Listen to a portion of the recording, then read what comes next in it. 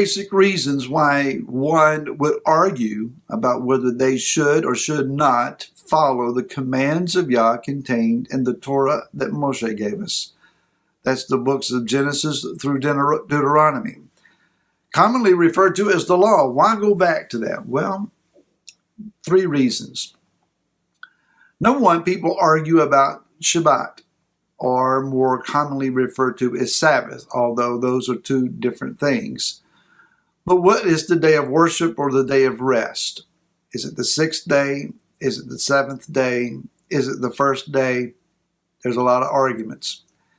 Number 2, it is about the holidays, whether we should or should not observe certain traditional holidays, or whether we should feel compelled by Scripture, urged by Scripture, to observe the 7 feast days that Yah has described later on, and we'll read about them here in the book of Leviticus. The 3rd thing is actually a huge thing, and it is a big reason, in my opinion, why people fail to want to walk according to his commands. And that is Leviticus, or Vayikra, chapter number 11, where we start talking about what should and should not be eaten according to Scripture. In my former denomination, when they would describe the church teachings, they said, we take the New Testament as our guideline for meats and drinks, as if that section of Scripture should or could legitimately argue against that which was previously stated. If the front half of the book disagrees with the back half of the book, one of them is wrong, and it's not the front half of the book. So, what does the Word say about food, and how should we deal with it? So, that all said, this is Barry Phillips with 10-Minute Torah, day number 5 of the Torah portion, Shemini. We're still talking about the realm of the clean, the realm of the set apart, as described originally in the inauguration of priesthood. And then we talked about it yesterday and the failure of Nadav and Abihu to observe the set apartness of Yah's nature and his presence, and they violated his boundaries. So what does food have to do with any of that? Well, we read in Vayikra, Leviticus chapter 11, and verse number 47, the very last verse of this chapter, to make a distinction between the unclean and the clean, and between the living creature that is eaten and the living creature that is not eaten. The Bible, the Scriptures, actually do tell us what Yah says, you can't eat this, and he also says you are not to eat this. So, to get a balanced understanding, let's do what we did yesterday. Let's go back to the beginning. In the beginning, Yah created realms. Now, for those that hear the word realms and get spooked about, well, we're going into weird things. No, we're talking about domains. We're talking about arenas. We're talking about dimensions of different things. For example, the realm of the spirit is spiritual. The realm of the earth and the physical realm is physical. They're 2 different realms, but they are supposed to work together. The spiritual being created first, so that then the physical realm, through obedience to his word, can be brought to mirror that right image, and things can be in right order. Yah created a realm of light, righteousness. He created a realm of darkness, unrighteousness. And those 2 are violently, vehemently, diametrically opposed to one another. He also created boundaries. He says that there are 6 days that we should work, and then he put a boundary around the 7th day, and he called it Shabbat. And he says that we are to observe this day with him and recognize that it's different than all of the other 6 days that where we labor and do our work. On the 7th day, that has a boundary around it. We are to cross that boundary, enter into that place of the 7th day, and recognize it and rest with him. He also says that when there is fruit that is grown in trees, that the seed inside the fruit should then be able to be planted and replicated, or it would be able to replicate the fruit that it originally came from. That is, that fruit should be generationally derived. We should have heirloom seed from which we get the exact plant or tree from which we derive the seed, that things replicate themselves genetically exactly. So when we kind of monkey around with the genetic codes of foods, we call it GMO, or genetically modifying things. Man is trying to make it better, so they say.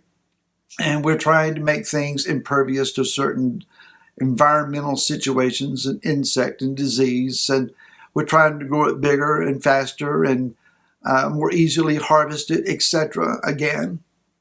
But is it safe to eat? The argument goes on and on and on. So now we have such things as bioengineered food. Excuse me, where someone is going to take the genetic code of meat and replicate it in a test tube. Excuse me.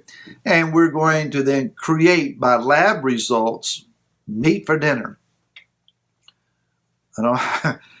I dare say that Yah is shaking his head at that one, and no, it won't show up on our table.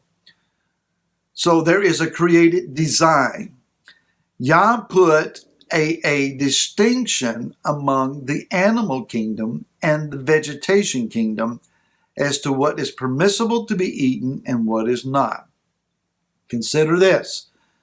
The first verbal command given to Adam after he was created, after he was given the understanding of Shabbat, the very next thing that Yah said to him was a command about what he should not eat.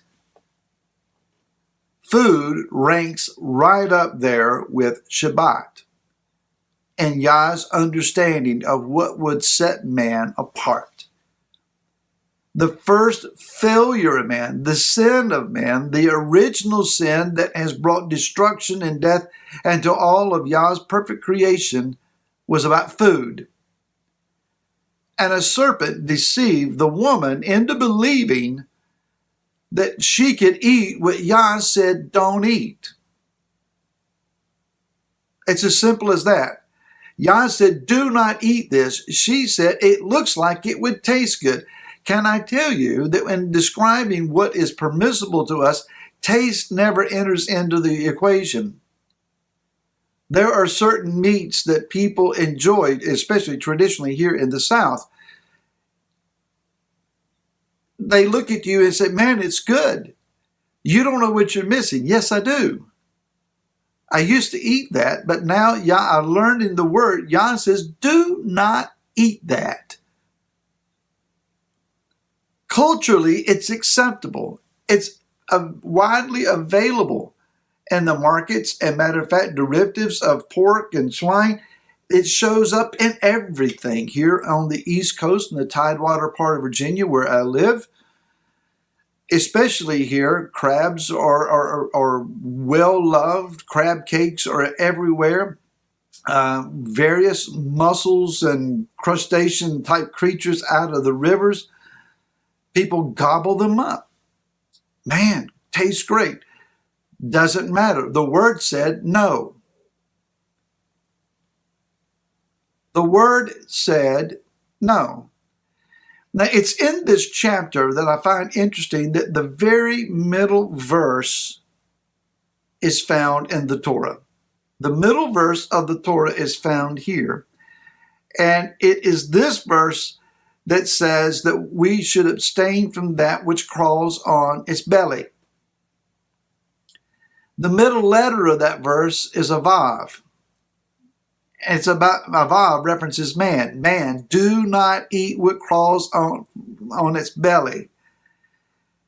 Don't eat serpentine food. Why do we choose to eat a clean diet according to Scripture? Because Yah said so. And whatever Kepha saw in the vision and whatever we ascertain or believe that Rav Shaul or the Apostle Paul said, neither one of those visions or doctrines cannot replace what the Word has already declared to be true. They must agree, or else they're a false vision, which it's not, or wrong doctrine. And I don't believe Rav Shaul had it backwards. Time would not permit for more, but Shabbat Shalom. Enjoy some clean food and enjoy his presence and be set apart. We'll see you again next week.